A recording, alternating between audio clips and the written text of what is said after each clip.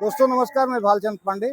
आज फिर से मैं खड़ा हूँ यहाँ बागेश्वर धाम की कथा जहाँ पर हो रही है। संगम के किनारे त्रिवेणी तट पर गंगा जी का किनारा है। यहाँ पर पंडाल सजा है। कथा का दूसरा दिन है। बागेश्वर बाबा की कथा चल रही है। आज कल की अपेक्षा भीड़ कई गुना अधिक है। लाखों की संख्या में पब्लिक इकट्ठा हुई है कथा सुनने के लिए। लेकिन प्रश्न ये उठता है कि बागेश्वर बाबा की कथा वहाँ शुरू होती है जहाँ पर चुनाव नजदीक होता है, ऐसा लोगों का आरोप है। यहाँ पे आए कुछ लोगों से बात हुई, उनका आरोप, या कुछ लोग ऐसे भी हैं जो आरोप लगा रहे हैं कि जहाँ जहाँ चुनावी समय आता है वहाँ वहाँ बागेश्वर बाबा की कथा शुरू की जाती है या शुरू होती है। ऐसे बिहार में जब कथा चुनाव नजदीक था तो बागेश्वर बाबा की कथा वहाँ पे कराई गई। ऐसे ही यहाँ पर भी जैसे जैसे चुनाव नजदीक आ रहा है 27 का, वैसे वैसे यहाँ पर भी जो है वो बागेश्वर बाबा की कथा का आयोजन किया जा रहा है या ढेर सारे बाबाओं की कथा का आयोजन किया जाएगा।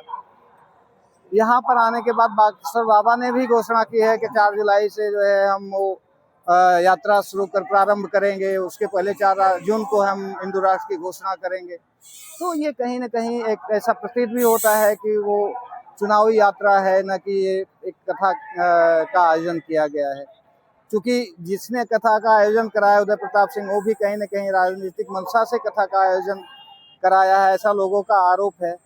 और लोगों के द्वारा कहा भी जा रहा है कि उदय प्रताप सिंह कहीं न कहीं ताल ठोक रहे हैं राजनीति में, इसलिए हो सकता है कि इस कथा का आयोजन इसी मंशा से कराई गई हो। लेकिन जो भी हो, कारण जो भी हो, कथा बागेश्वर बाबा की सफल रही। यहाँ भीड़ इकट्ठा हुई, पब्लिक भी खूब है। जो अनुमान इन लोगों का था कि लाखों की संख्या में पब्लिक आएगी, वो अनुमान कहीं ना कहीं पूरा होता हुआ दिखाई पड़ रहा है। ये पहले दिन तो नहीं, लेकिन आज दूसरे दिन भीड़ इकट्ठा हुई है। लाखों की संख्या में लोग आए हैं, बागेश्वर बाबा की कथा का आनंद भी ले रहे हैं और कथा का रसपान भी कर रहे हैं। बाबा के ऊपर ये आरोप लगते हैं कि बाबा भी जहाँ जहाँ चुनावी समय आता है वहीं वहीं बाबा की कथा का जो है वो समय भी निकलता है, या बाबा वहीं कथा करने भी जाते हैं। ऐसे ही एमपी का चुनाव होता है तो एमपी में बाबा की कथा की संख्या बढ़ जाती है, यात्राएं शुरू हो जाती हैं। बिहार में भी बाबा के चुनाव के समय भी बाबा की कथा जो है वो आयोजित की जाती है। ऐसे ही यूपी में भी अब 27 का चुनाव नजदीक आ रहा है। बाबा भी कहीं ना कहीं बीजेपी की भाषा बोलते हुए नजर आ रहे हैं, हिंदू राष्ट्र की घोषणा करते नजर आ रहे हैं। जैसे बीजेपी कहती है कि हम हिंदू राष्ट्र बनाएंगे, लेकिन जब बात हिंदुओं की आती है, हिंदू एकता की आती है, तो कहीं ना कहीं बाबा भी वहाँ अपने आप को शांत कर ले जाते हैं।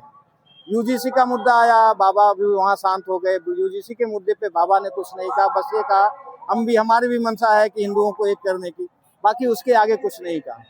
बीजेपी की कहती कुछ और है लेकिन करती कुछ है और है। बीजेपी की कथनी और करनी में अंतर है।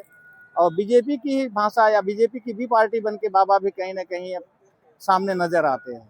बीजेपी की भाषा बोलते हैं, बीजेपी के जो मुद्दे हैं उसी को आगे बढ़ाने का प्रयास करते हैं।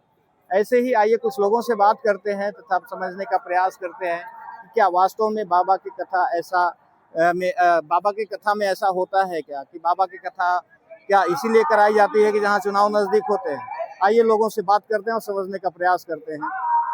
धन्यवाद।